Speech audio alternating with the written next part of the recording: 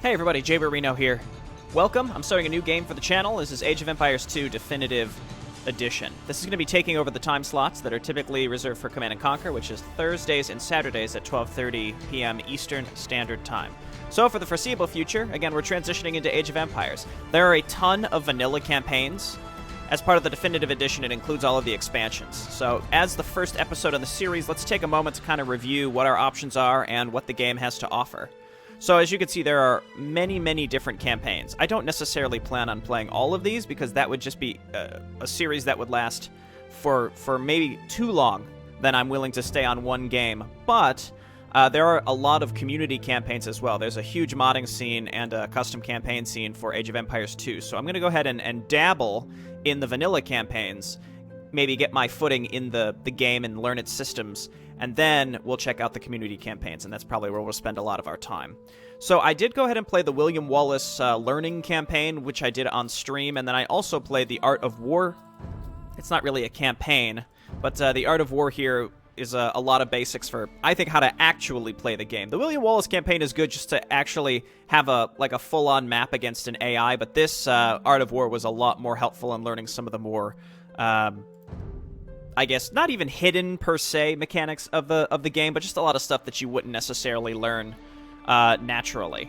Okay, so with that in mind, the last thing I want to say before we really get into it is I'm new to this game. I've just done the trainings, and that's it. So if you're someone who's very experienced with the game, I understand that it may be frustrating for you to watch someone brand new at the game not know what they're doing. And, you know, for some of you, this series just won't be for you. You know, if you don't enjoy it, I don't necessarily expect or want you to watch it, again, if it's frustrating. But, you know, for the people that have never played Age of Empires 2, perhaps you'll be learning along with me. I hope that you enjoy this. And, you know, for the veterans of Age of Empires, I'm sure there are a lot of you that will enjoy watching me, someone brand new, come into it and learn it as well. And I'm looking forward to getting those tips and tricks from folks. The one thing that I will say here is please don't spoil individual maps for me. You know, don't give me explicit strategies for an individual map. Just don't do that, please. I do look forward to learning all the tips and tricks and mechanics, though, of the game. That's the kind of stuff that I'm looking for. Stuff that I don't necessarily understand how it works across the board, etc., etc. So the next thing I'll show is the mods that I'll be using.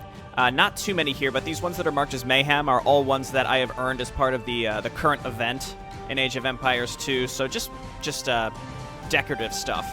But the two that I have currently included is this idle villager pointer, so this just puts an exclamation point over villagers that aren't doing anything. Very, very helpful. And then I have this improved tech tree mod, so there are all these different civilizations you play as. And I would say that for the most part, these civilizations, they function pretty similarly, but it's not until you get to sort of like the mid and late game where you start seeing differences. So like, for example, one civilization might have 3 levels of upgrades that you can get for your typical, like, swordsman, and then another may only be able to let you get to 2, and then but that one you can get to level 3 of the archers, but you can only get to level 2 of the archers with the other civilization. So with all these different levels in the tech tree, again, some only let you upgrade so far, some have unique upgrades.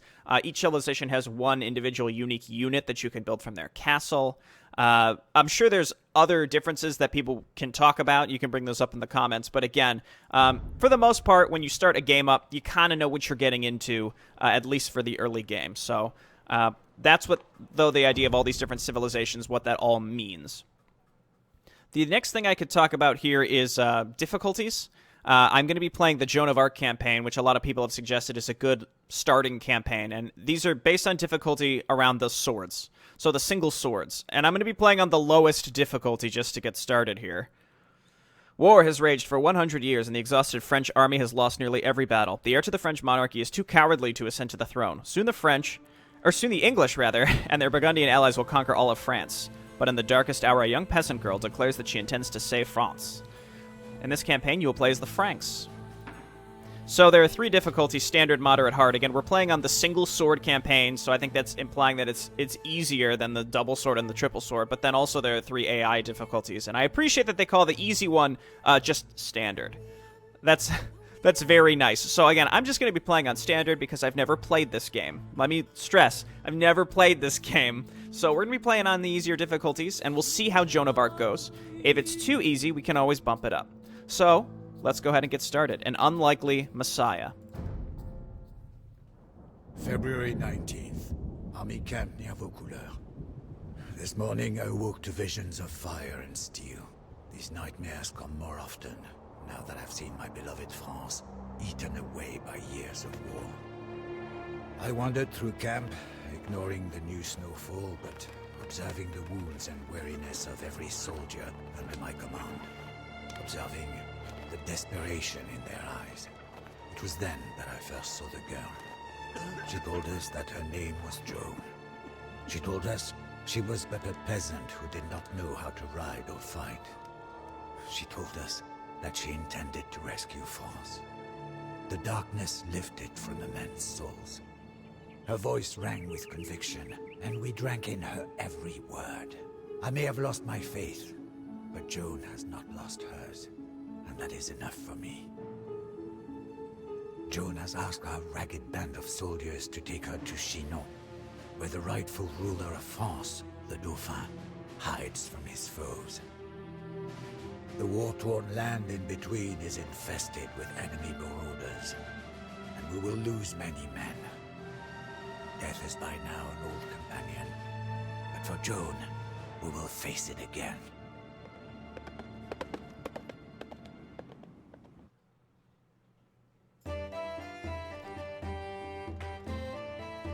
Alright, my first Age of Empires 2 campaign map.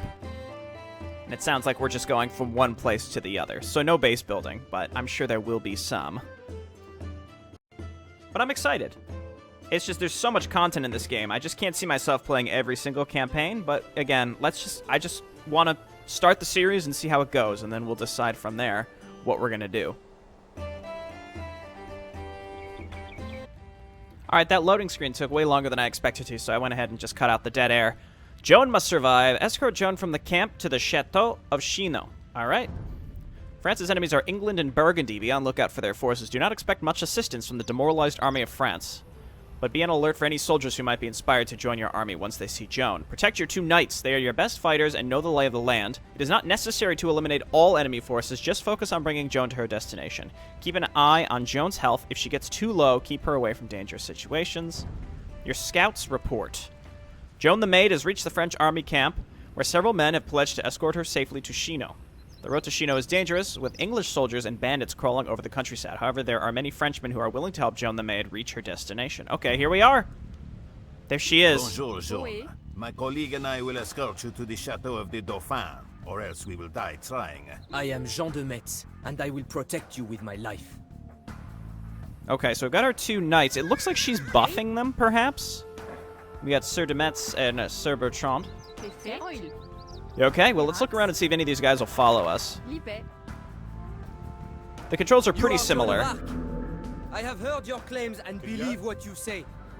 We will follow you to Chinon. Right click to move. The difference is attack move is R, left click. Is attack move. Again, it's a little different. None of these guys are willing to stand up. There we go. You might have need for a few archers on the road ahead. Let me just double check up here. Like, this is the archery. I don't think this isn't our faction, so I can't train out of these buildings. Yeah, I don't see anybody up here. Okay, let's leave and see if maybe we can figure out the best way to go. The map is pretty large here. It's the first map. But we can cover ground pretty fast. I can play zoomed out, which I likely will do. Our enemies, the English, are out in force, and their Burgundian allies are thick as rats. Discretion is the better part of valor. Okay. I spotted a nest of Burgundians to the north. Best to go another way. Okay, so let's not go north. So let's back up this way. So you'll notice, again, I said I can play zoomed out, and I will definitely do that on macro maps, but like on this map, it's the first one. Why don't we just go ahead and play sort of at the default zoom? But the zoom out is going to be really important, I think. I was going to say, are these poor guys not even attacking us? I should probably stick with this. So does she have like any special abilities, or... See, like, it appears like she's buffing my knights. Like, they have an aura around them that she appears to be the source of, but she's not buffing my other units. See, this is what I'm kind of unsure of, like, reading the command card. Like, he does 12 damage plus 1. Is that, like, an upgrade that he has, or is that a buff that he's getting from Joan? I don't know if, like, moving her far away would remove that. Or maybe these 3 units just simply have that buff. I'm not sure. Again, we'll learn as we go. I mean, I don't even know if there's A a... battle rages ahead. Stay back, lest we be caught in the crossfire. Okay, yeah. The French are getting routed here. I'm going to assume that the English will leave and will allow us to walk by. Glorious loss for France. I hope you really can turn the tide of this war, Joan of Arc. Another glorious loss for France. Yeah, they're leaving. Okay, so yeah, the English longbowmen, I think, are known to be kind of their main jam. So let's avoid those if we can. Yeah, so what I was saying is, like, I don't even know if there is a buff-debuff system in Age of Empires. Like, I don't know if you can put status effects on units or not. But, again, we'll learn as we go. So I've got just normal footmen, which are just fine frontliners, along with the knights. Sort of like multi-purpose. And then the archers, which are really good anti-infantry, but pretty fragile, so we have to try to keep them away from stuff. I can change these different formations here as well, depending on the situation. I don't know if I'll be doing that too much. The bridge is out. The English must have destroyed it. We must find another way to Chinon. Alright. Well, no enemies yet, besides ones that we simply had to try to avoid, plus some wolves that may not have even attacked us if I didn't, if I didn't cause them to be angry. Okay, hang on. Stop. Back up. Archers, we want to back you up. I'm going to micro my archers a little bit. What has become of our homeland? Run. Run. Oh my god, knights, what are you doing? Don't just turn around. Go get them.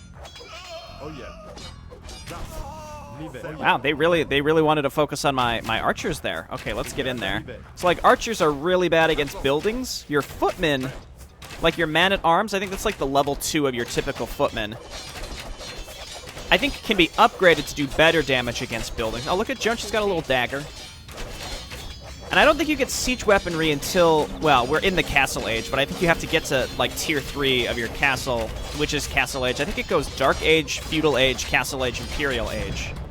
And it's not until level 3 that you start to get siege weaponry. But your men-at-arms can actually do some decent damage, and I think they have an upgrade that allows them to do more as well against structures. So that's fine. So we have to be careful with our archers. It looks like our archers will be focused down by their melee units, which is probably something that we want to do with our melee units as well. Because archers in particular are good against infantry-type units. Okay, I used auto-attack. Oh, they're running away. It looked like they were running at me to kill me, so... Whoops. I'm not sure if I'm going towards the Burgundy place or not. Oh, lost an archer there. I'm trying to, like, micro him back in here and just letting otherwise let my melee units take the heat for these,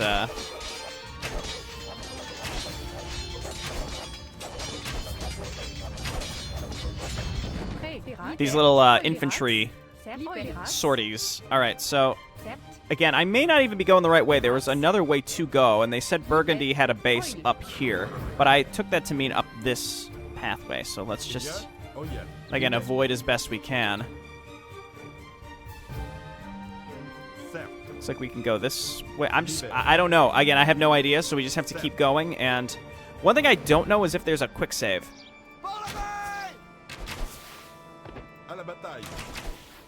Yeah, I feel almost bad killing these wolves.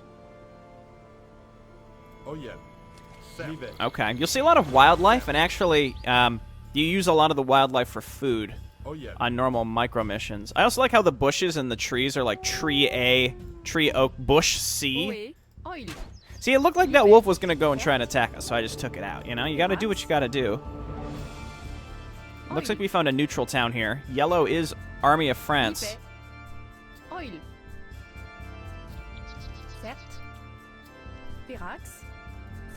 Okay, are there any allies here that are willing to help us, or is this just an empty town? Gather your belongings, men. We follow Joan of Arc. We will carry that ram along with us. It may yet be of use. Okay, so we found a ram, and it's a capped ram, which I think is like the second level of rams. If we look at Are you the... mad? Across that bridge lies a Burgundian castle and many men. Turn back at once. Okay. Fine, fine. So if you look at the little custom UI here, down here somewhere is the I think this is the battering ram right here, what I'm mousing over. It's very small, but this is basically saying, as the Franks, you can only get to the second level of the ram. Because I think it starts as battering ram, and then it goes to capped ram, and then there's a third level that some civilizations can upgrade and some can't. Apparently our archers also, like, I think this one here, the second one down, you can't get the third level of archers, which is why a lot of people say that the French archers aren't as good, and that's... It's not because, like, my archer is worse. I think it's more because... I think it's because they simply can't be upgraded in the late game to the better archers. All right, we don't want the battering ram to be part of this group because they're just going to slow down. So we got some pikemen.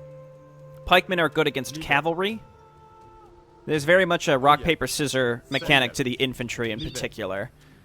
Swordsmen, in general, are pretty good against buildings and, you know, getting in the face of archers. They're just all around decent. And then, like, knights are just better versions of them. They're faster. You can use them to flank. Archers are good against infantry. Pikemen are good against cavalry. So you can, like, use the pikemen to cover your your archers from cavalry that it's trying to flank them, I guess. I guess we're going to come back and maybe go this way, or we want to come down and check this. And then there's another unit called a skirmisher, which is considered like it's a ranged unit, but it's only good against archers. So you build those basically to counter archers in certain situations. Now, I don't know what the general meta of the game is, where people might say, like, oh, you know, skirmishers are trash versus skirmishers are, you know, the best thing that you always want to make. I have no idea. Okay, so we found a base. Okay, well, I do have a battering ram. Maybe I can send my knights down here to see if perhaps we can find a different way into the space, or we just use the battering ram to break through it. Because, like, these are stone walls, so, like, we can... Burgundian encampment. We'll never get through that wall without siege equipment. Correct. So these guys, basically, you bring them to certain areas on the map, and it seems like they'll give you, like, a little update on what you should be aware of.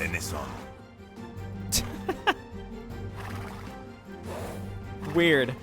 Is there anything down here besides just... I guess what I could do maybe is bring my... Yeah, see, I could break through these walls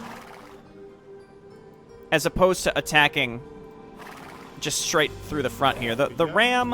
One thing you can do with the ram also is you can garrison units inside of it.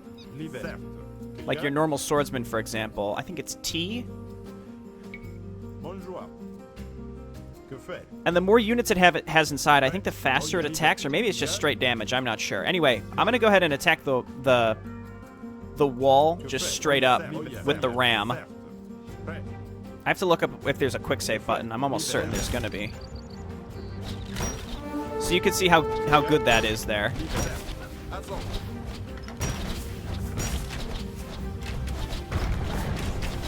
There we go, and then back up here, and then let's get these units in. Let's go ahead and auto-attack. And I always want to have my archers hotkeyed separately because I'm going to need to move them around and avoid getting just completely flanked by cavalry, for example. Don't know when to give up. I don't necessarily need to destroy all these structures. I also don't need these guys inside of the ram anymore.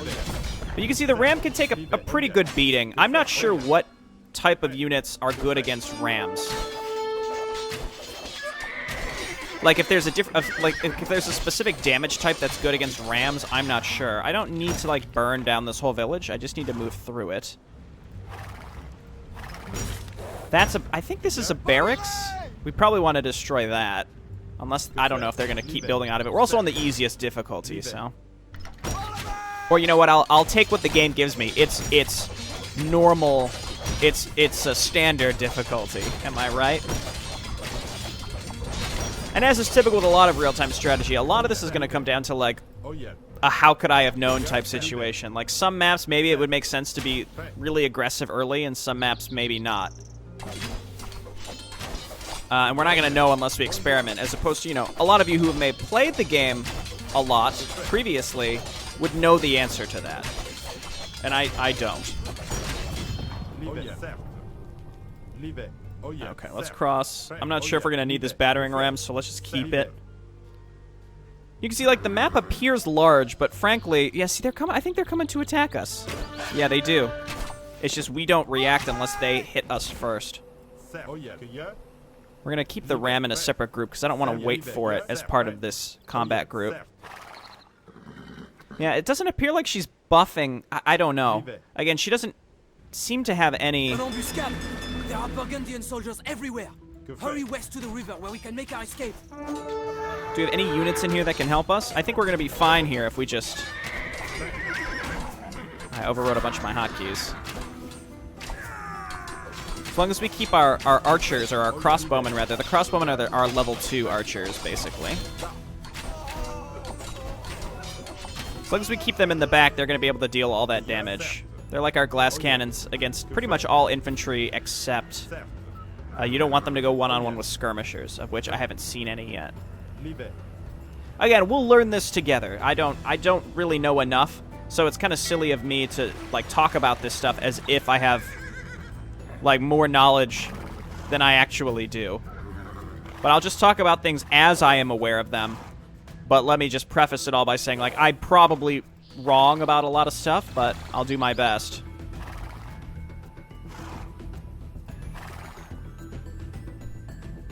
But if I had to guess, a pretty typical strategy, and maybe this is a newbie mistake, is simply just make a lot of archers, because if you make enough of them, you can one cycle kill most infantry if you focus fire. And even if you don't, it would probably be fine. And then I've been told, like, oh, get the archer upgrade, like the archer attack upgrade, and it comes with a range upgrade as well. You get all that early. Oh boy. Boats. My favorite part of every real-time strategy. Okay, get in there, boys. I'll bring the ram, I guess. Now, I don't know where I'm going or what I'm looking for. Oh, gosh. Also, just a little informative thing. I am using the high-res texture pack. Adds a lot of okay, we can't get there back here. We have to go down the river, it looks like. It adds... The nice thing is it's optional, so like it's a huge amount of space. Takes a lot of storage space, but again, it's completely optional, so it's just something you pick up on the Steam Workshop. Okay, we're looking for a place to land. This might be... Nope. Trees. That's, I think, where we came from, so we don't need to land there. Unless maybe there's some, like, units that are hidden in these trees that... No, it looks like it was connected. I just didn't bother to look. Let's just keep going. Again, I'm looking for a landing spot on the left side of the river. Still nowhere. Just avoid these. Just roll right by it. All right, this looks promising. Here we go. So what's unload? Q. Oh gosh, boats. Where's Joan? We want to bring her. Oui, certes. You mean to lead the French army? Such confidence I have not seen since this war began. Very well. You have 6 more soldiers. Jean the Met. So the Scorpions... It's too bad there's not, like, there's a lot of information here with the tooltips, but I wish, it, like, when you mouse over this, it basically told you what the unit was, because we can't build it, so I can't see it from the building tooltip. I think Scorpions are meant to be anti-unit siege weaponry. So siege weaponry, it's not like Warcraft 3 where, like, the siege damage is what you always use versus enemies. Versus structures, rather. Oh, these guys are stuck. Whoops. There are siege weapons that some are good versus units and some are good versus buildings. Like Trebuchet is probably good against buildings, but the rams are good. I don't even know if the rams can attack units. They may only be able to attack buildings. But like these Scorpions, as far as I know, again, they attack in like a line and they kill. They don't appear to do friendly fire and they just shoot through things and do damage to everything. So that's obviously very strong.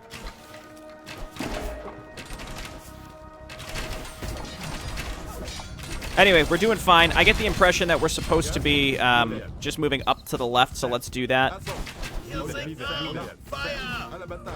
Just like lure them into the scorpions. Again, we can't quite one-cycle these units, but this is what I meant about using archers in not clever ways, but like, you know, in effective ways, such that they're not just getting outright murdered. Where's my battering ram? Again, I don't think I necessarily need this battering ram anymore, but we'll bring it up with the scorpions. I'm being overly careful here, but that's because it's the first episode, and I just want to kind of talk about what limited knowledge I do have in the game. And then in the future, we'll try to be a little more time efficient as we move forward. But it's going to be like Command & Conquer, right? At the beginning, it's going to seem like a disaster because I have no idea what I'm doing, and then eventually, near the end of the game, we'll morph into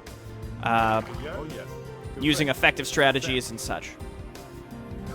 I guess some could argue that I never really hit that point in Command & Conquer.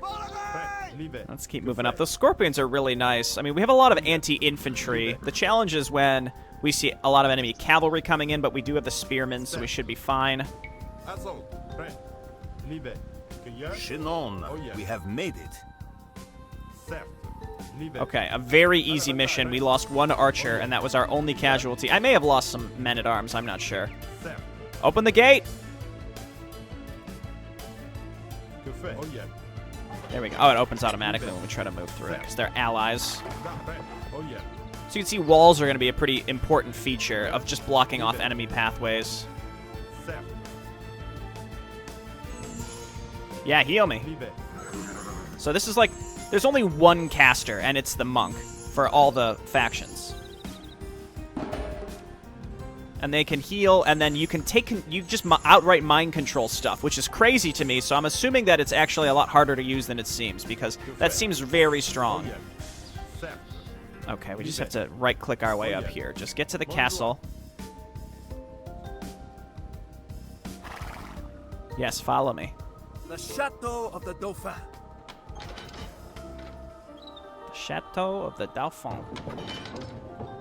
The Dauphin will see you now. Okay. Oil. Do I just need to garrison her in here, or maybe that's just the end? Very nice. It kind of bothers me that there's not a victory button. You just click leave map. It just feels kind of anticlimactic. But anyway, wait, stop. Footsteps echoed down. Stop. Was that an end of the map cinematic, or was that a beginning of the next map cinematic? I suspect it was the end of that map cinematic. Whoops, I shouldn't have skipped it, but I didn't know. These are the things that we're gonna learn together. Let me go ahead and make a cut, and we'll watch that.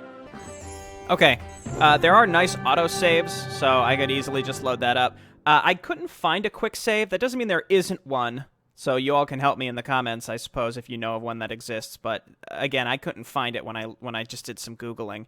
But there is an autosave, and I can use manual saves in certain cases as well.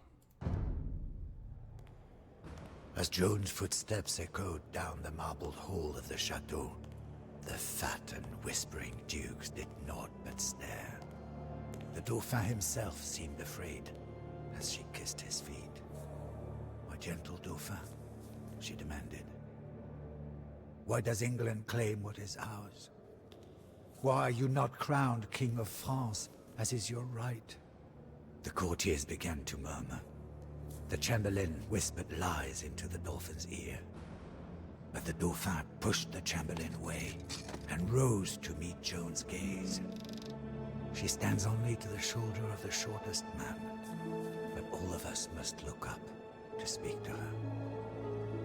I know not what silent conversation passed between the Dauphin and his would-be savior, but it was obvious that His Majesty was in the same thrall as we. Oh, okay. And then it just abruptly cuts to a score screen. All right, nice. And then there we go. So we've unlocked the Maid of Orleans. So I think the macro portion of Age of Empires is probably the more interesting part of the game, but I'm also kind of afraid that it's going to get really repetitive. But we'll see. I'm sure that in the campaigns, the missions will be varied enough such that it's not simply like, hey, start with your base with a few workers and then build from scratch every time and then go and destroy the enemy castle every time. I'm sure there's going to be some stuff mixed in there. So I'm looking forward to continuing this. Again, I hope this is a series that you're interested in, and I don't plan on playing every single campaign, but I am going to try to hit a lot of the ones that people suggest that they say are like the best ones. And then I really want to check out the higher rated community campaigns, because that's kind of what my channel's always been about. But in order to do that, I need to know what the heck I'm doing in this game. So we're going to play a bunch of the vanilla campaigns before moving on. All right, so this was a first video. It was longer because I had like a 5 to 6 minute intro. And yeah, overall, I'm looking forward to just getting more into this. There's also a way to change the game speed, so I expect maybe on micro missions like this one, I'll keep it at like the default speed, but then when we're just building our base, we'll bump up the game speed. So that's my plan, and we're going to be zoomed out as well in those cases. But we'll adjust as we go. I suspect that I won't be keeping the camera in the same position all the time, and I won't be keeping the game speed on fastest or default all the time. I'll be switching it based on the circumstances. All right, well, thanks, everyone, for watching. Again, leave your feedback on what you think you're expecting for this series so I can get a sense on what you're all looking forward to or what you're not looking forward to, what have you. And we're gonna play our way through the Joan of Arc campaign, and then we will decide where we're going from there. All right, see everyone next time. Bye-bye.